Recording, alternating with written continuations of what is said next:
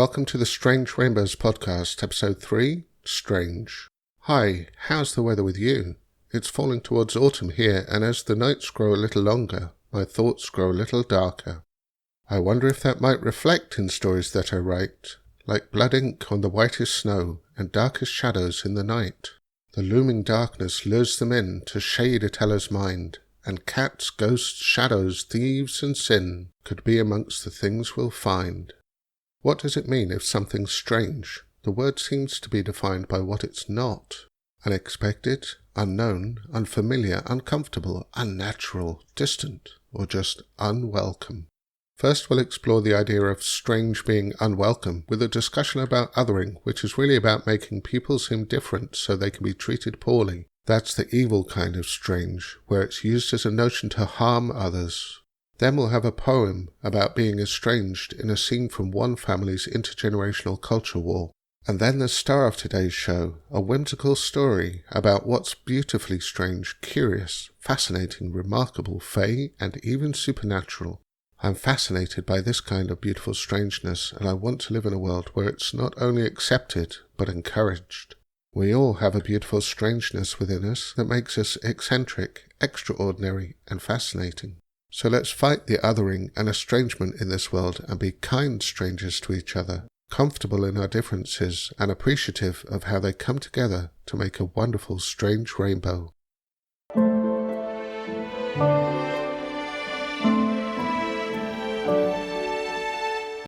Othering. Where are you from?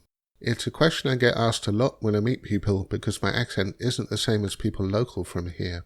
Sometimes they want to talk about connections they have to there, but to me it feels like othering. Have you heard the term othering? What does it mean to you? Here are some definitions from Wiktionary.org. The noun other is defined as the other one, the second of two, and they give the example, I'm afraid little Robbie does not always play well with others. The verb to other is defined as to regard, label or treat as an other, as not part of the same group. To view as different and alien, to treat as different or separate, segregate, ostracize. Othering is defined as the process of perceiving or portraying someone or something as essentially alien or different. I might define othering myself as to make people different, unwelcome, and excluded. None of that feels good. Others are unwelcomed because they're seen, portrayed, and treated as being fundamentally different, alien, not part of the in-group. Not from around here, and therefore not as good. It's not just to keep someone apart, it's to put them down. Othering can be done on the basis of ability, education, interests, mannerisms, nationality, race, gender identity, social class, age, belief, profession, preferences, or any observable or imaginable facet or nuance of our existence. It's easy to other, as there's always some difference between us, even identical twins growing up in the same environment. Maybe it's the human's competitive nature that makes us other each other. We have to be fair and also ask, who have we othered in our life? Who have we excluded, or not actively included, for whatever reason? We've all done it. We've all been little Robbie, not playing well with others. What if we didn't other? What if we played well with each other? Saming rather than shaming. Looking for intersections and connections where we're the same, welcoming the facets where we're diverse with each other, and just not caring about differences. Part inclusion, part acceptance, and part focusing on who a person really is, rather than what we decide they aren't. Because we're all strangers to each other. We can never fully know what's in our own heads, let alone those of other people. By othering others, we other ourselves from the world, and we other ourselves from our own self. So let's acknowledge we're all strangers to each other and accept our essential strangeness.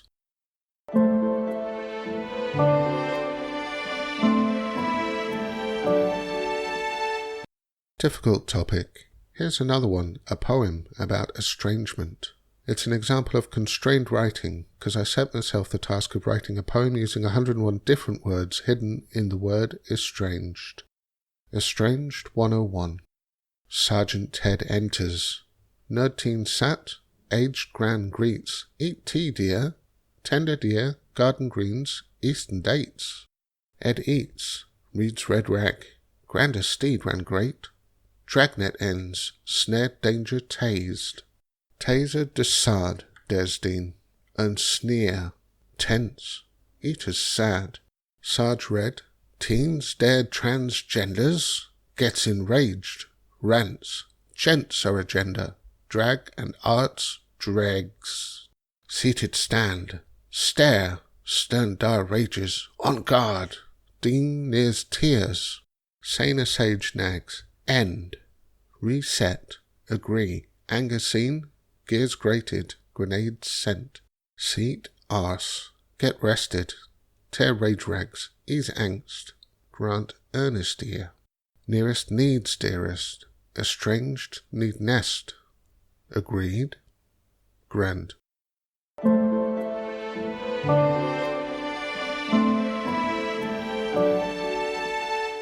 Just in case that didn't make sense, it's supposed to be a dialogue between Boomer Ted, his millennial son Dean, and dear old Gran. She's the one doing her best to keep what's left of their family from tearing itself apart. I don't really plan to write about the culture war. It's supposed to be fun stuff like escapist fantasy and cosmic horror. It's just that this poem happened to turn out this way and refused to change. And so, finally we get to some whimsical escapist fantasy with a story about how a lack of strangeness can be very strange indeed. The Strangeness. Once upon a Strangeness there lived a Strangely. Tatalili Strangely was her name, and she grew up, as the Strangeleys were wont to do, in the Duskwoods town of Eldwittich. It was a strange town that had been founded unknown centuries earlier by the ancestors of the Strangeleys, the Eldwittiches, and the Fae-Fathoms. It wasn't clear why they'd been drawn to this place in particular, and although many theories had been presented, the reason was a closely guarded secret amongst the elders of each family, if, indeed, there was a reason to be known. In any case, the three families ruled the town from behind the scenes, and through the secretive Society of Friendly Intentions.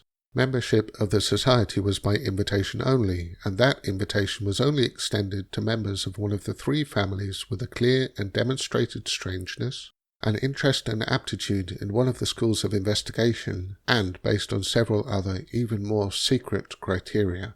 One of the multifarious activities conducted by the society was the investigation, experimentation, and categorization of strangenesses, and this fell broadly into three schools of thought. First, there were the natural strangenesses, generally physical in nature and studied on an experiential basis. Then there were the parascientificalities, which were more or less paranormal and or supernatural occurrences that were under some kind of scientific study. And then there was magic, M-A-G-I-C-K. Any strangenesses unexplainable by the other two schools tended to be lumped under magic, and the categorization of particular strangenesses was the subject of frequent passive-aggressive conflict within the society. There wasn't a strict alignment of family to any given approach, but it just so happened that the Eldwittiches tended to go in for magic, the Fae-Fathoms favoured the parascientifical approach, and the Strangeleys often tended to investigate and be imbued with the physical strangenesses. It was usual that a member of one of the families found their strangeness at an early age. It was generally accepted that if one reached the age of 18, they might be deemed unstrange. It was a grave insult to call someone that, and the few who did end up without apparent strangenesses were relegated to less important tasks, or encouraged to leave town altogether. In Tatalili's particular case, she had reached the age of 18 without her strangeness becoming apparent, and it was a matter of some scandalous gossip in the town whether she was even a Strangely at all, and it was joked that perhaps her strangeness was to be entirely normal, for she had always been a dreadfully quiet and normal-seeming girl.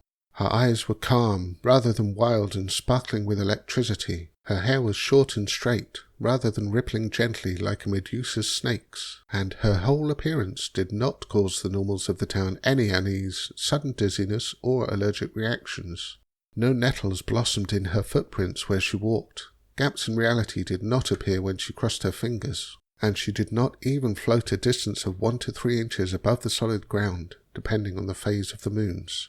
As a Strangely, she was encouraged to explore different physical activities such as climbing, running, and jumping off of things that might encourage a natural strangeness to emerge. But none had, and she tended to climb the cliffs above town where she would sit alone for long hours, sketching.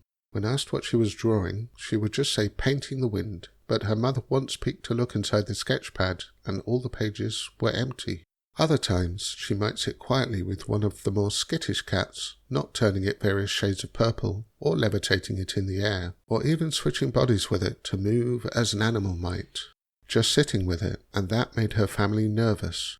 When questioned, the cats of course refused to comment, as it is not their purpose to satisfy the curiosity of any others except for themselves, no matter how strange they might be. One time she was found on the beach, arranging grains of sand, carefully picking them up one by one and moving them to a new, seemingly random spot. When asked, she just said, "They fit better there." Those with a strangeness to do so tried to stare into her eyes and divine her motivations, but she would avoid such eye contact, calling it too loud. The Society of Friendly Intentions made a habit of holding an assembly when one of the moons was full, which led to a rather irregular schedule, and when both were full, it was time to discuss matters of great import. It was at such a meeting, shortly after Tattalily's 18th birthday, that the matter of her lack of strangeness was mentioned and discussed. The full discussion was of course protocoled in the yearlies of the Society, and although I cannot release those for general perusal, I can tell you on good authority that it was a lively session indeed. It was discussed back and forth whether Tattalily might fit in the school of natural strangenesses, or perhaps she had an invisible strangeness such as might fit into parascientifical study, and there was strong interest in putting her through a whole series of tests. Her mother was vehemently resistant to such an idea. Perhaps in that case, it was suggested, she might be put into the category of magic in the hope that a strangeness might somehow be conjured up.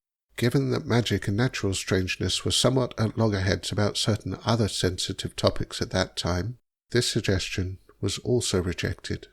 It seemed she fit nowhere, and the comment was made, and here I shall quote directly so that it is known these are not my words.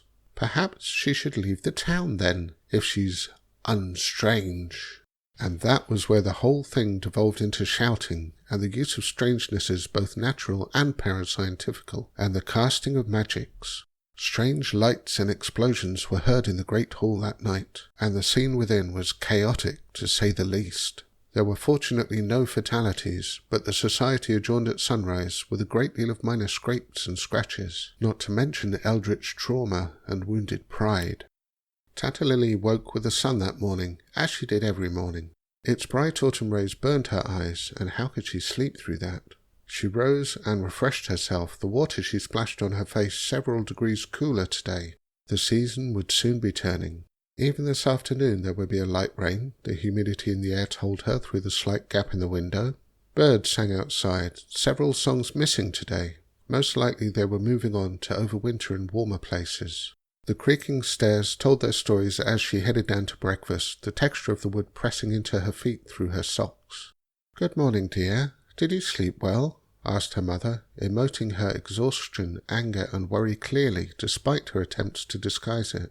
She was preparing breakfast, balancing the frying pan on one hand to heat it, other hand on the kettle to boil water for tea. That was her strangeness after all. She could channel heat through her hands. She was clearly emotional today, as the scrambled eggs were cooked several seconds faster than usual, giving them a harder but not unpleasant texture which set off against the sharpness of the herbs and the deep brown smoothness of the strong tea. "It's all right, Mother. I've already packed," said Tattalily over breakfast, handing her a tissue. Her mother looked at her with hope and despair warring on her face. Despair that her daughter already somehow knew what must happen, and hope that she perhaps had telepathy or precognition that hadn't shown up before. Tattalily shook her head, and her mother's face dropped. "Oh, Tattalily, why can't you just be strange?" her mother sighed, and began to weep. And so it was that one fateful Tuesday, Tattalily stood at the empty bus stop at the edge of town and waited for a bus to arrive. A family of wrens made their nest in the hedgerow, chattering at a hedgehog to move on. The bus would often drive straight past the Adwitich stop, or take a different route to avoid it altogether. But today, in a fortuitous series of events, the regular bus driver had been taken sick, and the replacement had not yet come to believe the dire warnings given to her by her colleagues. And so the bus stopped and picked up Tattalily. The rumbling of its engine had announced it a full minute before it arrived, and the wrens hid as it screeched to a halt. The driver had 3 cats and had slept poorly the last night. The few other passengers stared at Tatalili with a mixture of consternation and fear, and she smiled quietly at them. A young boy with hair the colour of 2-day-old mustard smiled back. The bus ride was long, and Tatalili watched a confused ladybug crawling along the seat back in front of her, wondering how it had ended up in this strange place. And it was quiet, at least until the accident. Around the sharp curve of one bend, a small cat lay sleeping right there in the road, and as the driver braked and swerved to avoid it, the bus knocked into a tree. The tree was mostly unharmed, as was the bus, but the same couldn't be said for all the passengers. One, who had been dozing, fell forwards and struck their head, and another started to bleed from the nose at the very fright of it all. Tatalili calmly administered some bandages and spoke a few words of consolation. Then she picked up her messenger bag and stepped out to join the bus driver, who was standing by the still sleeping cat, looking at it. "We can't just leave it there," said the driver, so Tatalili picked it up and put it carefully into her bag. The rest of the journey was uneventful, except for some unusually shaped clouds and a tink-tink sound from the engine that showed it would need some maintenance soon. Tatalili walked through the grey city and checked in at a boarding house in the old part of town. There were no pets allowed, but she figured the sleeping cat in her bag was hardly a pet, so she didn't bother to mention it. She gently placed the cat on the bed, and it looked around sleepily. After a short excursion to make some essential procurements, she set up a litter tray, food and water for the creature, and placed a scrunched-up ball of paper near it, in case it should want to play. Now it had the essentials, she headed out to explore the city. Hopefully it would be quieter here, quiet enough for her to develop her strangeness at last. It had been so hard to hear the whispers, with all the brash and noisome strangenesses screaming at her. And that is where we leave Tatalili for now. Her journey to developing her quiet strangeness and her eventual return to Eldwittage are both stories for another day.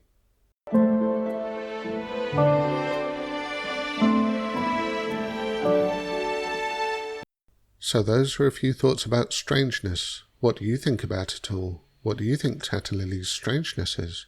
Do you ever notice strange things happening around you? Coincidences? Or maybe something more? We've got some beautiful strange poems from centuries past on Patreon this week. And now I'd like to wish you a strangely pleasant week. I hope to welcome you again next time for a pinch of poetry, a fractal of fantasy, and a smidgen of science about the thing that of course follows strange, and that is rainbows. Thanks for listening. The Strange Rainbows podcast is copyright Mike Storm 2024, all rights reserved. It is a work of fiction. Any resemblance to actual names, characters, businesses, places, events, or persons, living, dead, or imaginary, is entirely coincidental.